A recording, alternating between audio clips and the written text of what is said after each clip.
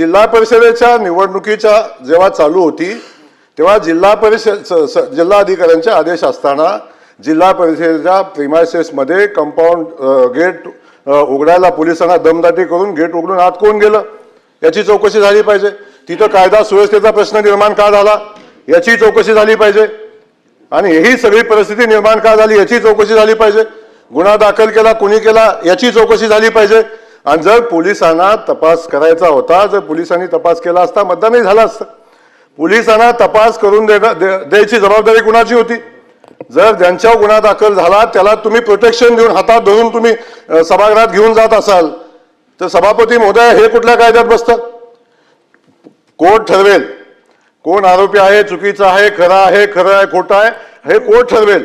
कोर्टाने निर्देश दिल्यानंतर त्याच्यावर कारवाई होईल परंतु ज्यांच्यावर गुन्हा दाखल झाला ते आरोपी आहेत का नाही आपण कसं ठरवतो आणि त्या आरोपींना प्रोटेक्शन देण्याची जबाबदारी असं कसं काय आपण घेऊ शकता?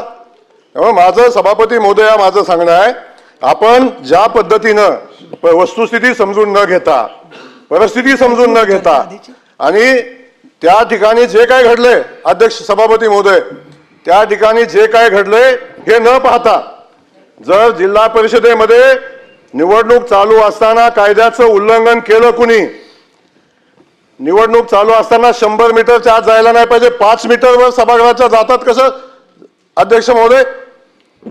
या सगळ्या गोष्टीची चौकशी झाली पाहिजे याही गोष्टीची माहिती घेतली पाहिजे आणि आपण कायदा सुव्यवस्था पाळायची जबाबदारी आहे कुणाची आणि आपण मंत्री म्हणून काम करत असताना त्या जिल्हा परिषदेच्या परिसरामध्ये असलेल्या पोलिसांना शिवीगाळ करण्याचा अधिकार दिला कुणी? या सगळ्या परिस्थितीचा विषय सभापती महोदय समजून घेतला पाहिजे आणि आपण ही परिस्थिती समजून न घेता वस्तुस्थितीचा अहवाल न मागवता फक्त इथं चर्चा झाली म्हणून एखाद्या IPS अधिकाऱ्याला सस्पेंड करणं हे नियमांना धरून सभापती महोदय नाही। आपण अशा पद्धतीचे निर्देश कसं देऊ शकतो? तुम्ही घेतलेल्या निर्णयावर मी बोलायला मला अधिकार आहे नाही माहिती नाही पण मी आपल्याला या ठिकाणी सांगेन त्या ठिकाणची परिस्थिती कायदा सुव्यवस्था धोक्यात आणण्याचं काम केलं कुणी? जर त्या ठिकाणी आजपर्यंतच्या इतिहासामध्ये जिल्हा परिषदेची निवडणूक असताना त्या ठिकाणी मंत्री कसे जातात का कायदा सुव्यवस्थेचा प्रश्न निर्माण होतो 2-2, 5-5 हजार कार्यकर्ते कोण बोलवतं याची चौकशी झाली पाहिजे। या सगळ्या गोष्टी याही गोष्टीची चौकशी झाली पाहिजे।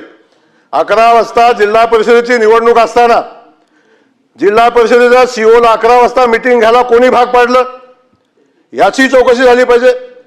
ज्या सभागृहापासून हाकेच म्हणजे अगदी 10 फूट 15 फुटाच्या अंतरावर 20 फुटाच्या अंतरावर बैठक कशी होते या सगळ्या गोष्टी सभापती महोदया माहिती घेतल्याशिवाय कुणी दाखल केला गुन्हा कुणी दाखल केला याची माहिती न घेता कधीतरी भारतीय जनता पक्षावर आरोप करायचा बाकीच्या सिस्टमवर आरोप करायचा हे अध्यक्ष महोदय उचित नाही।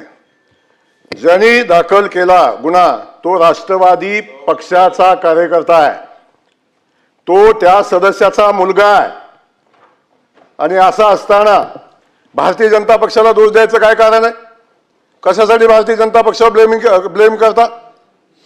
ही सगळी परिस्थिती सभापती महोदय जोपर्यंत सभागृहाच्या समोर येत नाही त्याची चौकशी होत नाही तोपर्यंत अशा पद्धतीची कारवाई करणं उचित नाही। या सगळ्या परिस्थितीमध्ये अशा पद्धतीची भूमिका घेणं योग्य नाही आणि सभापती महोदय एक आहे सभापती महोदय या SP चं जे आपण निलंबन केलंय त्याला तातडीनं स्थगिती देण्याची आवश्यकता आहे।